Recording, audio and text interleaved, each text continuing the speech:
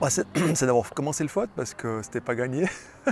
Non, c'est vrai, je faisais en parallèle l'athlétisme et le foot, puis tout à coup j'ai choisi le foot. Et puis voilà, je pense que c'était déjà un exploit en rigolant bien évidemment. Puis après en fait, j'ai pas un exploit en fait à mettre en avant. En fait, voilà. Et puis j'ai pas fait d'exploit en fait, voilà. J'ai fait un métier extraordinaire qui était une passion, et puis c'est tout, voilà. Oh, bah, j'en ai eu pas mal. J'en ai eu pas mal, mais je pense que sportivement le plus difficile c'était à Servette.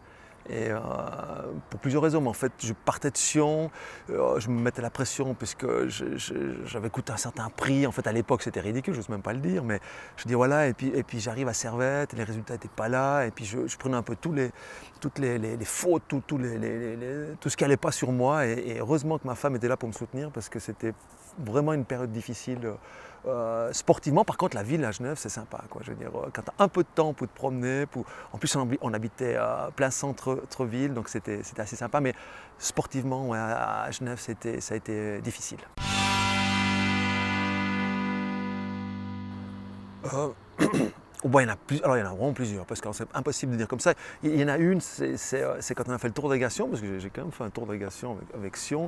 Et puis c'était plus par rapport aux joueurs. En fait, il y avait un joueur qui s'appelait Carlos Manuel, qui est venu, qui était très rigolo, parce que il était d'abord un excellent joueur, puis en plus il avait une particularité. Il avait soit un costard Armani à 2-3 000 balles, soit un training. Mais dessous, il n'avait jamais rien. Et une fois, je lui dis, mais pourquoi tu ne mets pas de slip? Puis il me disait, ouais, parce que les slips et les chaussettes, c'est trop cher. Alors voilà, et c'est assez rigolo ça. Et puis non, c'est un gars très sympathique, et c'était bonheur de jouer avec lui. Puis après, bah, il y a eu plein d'équipes, mais comme ça, sortir, c'est difficile. Je ne veux pas vexer mes amis footballeurs.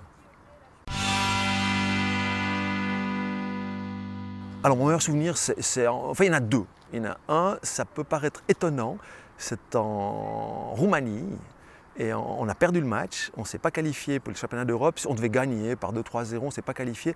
Par contre, franchement, à la fin du match, c'était une telle joie de la part des autres que j'étais presque content. Alors j'étais un peu déçu parce qu'on avait perdu, je ne suis pas fou quand même, mais c'était tellement beau de voir cette communion avec le public, avec les joueurs, qu'au bout d'un moment je me suis dit, bah, c'est beau, le foot c'est beau, puis tant pis, aujourd'hui on a perdu, bah, c'est pas grave, eux ont gagné, ils ont mérité, ils étaient meilleurs, et ils ont fait, dans le stade, c'était beau, c'était très beau.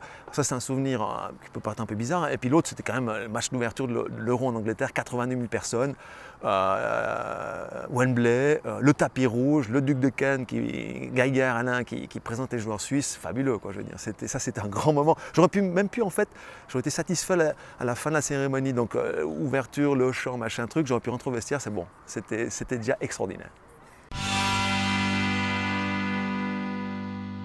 Pire souvenir, peu, parce qu'en fait j'essaie, alors on va me traiter de doudingue, mais en fait j'essaie de me dire finalement, bah, c'est entre guillemets que de faute. Et puis j'ai pas, non, j'ai pas de mauvais souvenirs. J'ai un souvenir ouais, un petit peu en demi-teinte, c'est contre l'Italie. Moi, j'ai la chance de jouer contre l'Italie, un match amical. On a fait match nul, j'ai pas touché le ballon. J'ai pas touché le ballon. C'était Ferreira qui était sur moi. Je m'étais tellement mis de pression, j'étais fatigué avant d'entrer sur le terrain. Puis j'ai pas touché le ballon parce que le gars était trop fort pour moi en fait. La seule fois que j'ai passé, que j'ai essayé à le dribbler, il m'a descendu. Voilà. Donc peut-être ce souvenir, j'étais très très déçu à la fin du match. Je me suis dit non, mais j'ai passé complètement à côté. Et puis voilà, mais en fait, on digère vite. Alors, je vais être très clair, moi, c'est pas possible. C'est pas possible de voir. Alors, c'est gentil les gens qui voteront pour moi s'il y en a un, mais c'est pas possible. En fait, je ne peux pas prétendre être le joueur du siècle. Par contre, j'en vois vraiment deux. Je dois donner les noms ou pas? Je peux donner les noms. Moi, en fait, si on ne met pas Alain Geiger, voilà, je ne comprends plus rien. Voilà. Parce que pour moi, c'est le joueur le plus talentueux. Après, j'aurais pensé un petit peu à Raphaël Vicky, qui était hyper talentueux, qui a quand même joué aussi à l'étranger. Puis après, il y a tous les autres. Mais pour moi, il y a quand même Alain Geiger.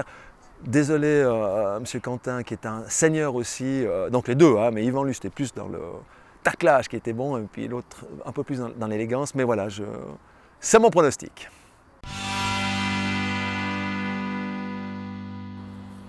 Bon, Ça dépend. Moi, j'aurais tendance à dire, en fait, le meilleur joueur valaisan qui joue encore, c'est Gelson Fernandez. Parce qu'il a fait une carrière extraordinaire. Il a souvent changé de club, mais il a souvent joué dans les clubs où il était. Ça, je pense qu'on oublie un petit peu. Et c'était pas des clubs, en fait, c'était tous des clubs de bonne zone, en fait. C'était pas des clubs de deuxième division. Il a toujours joué en première division.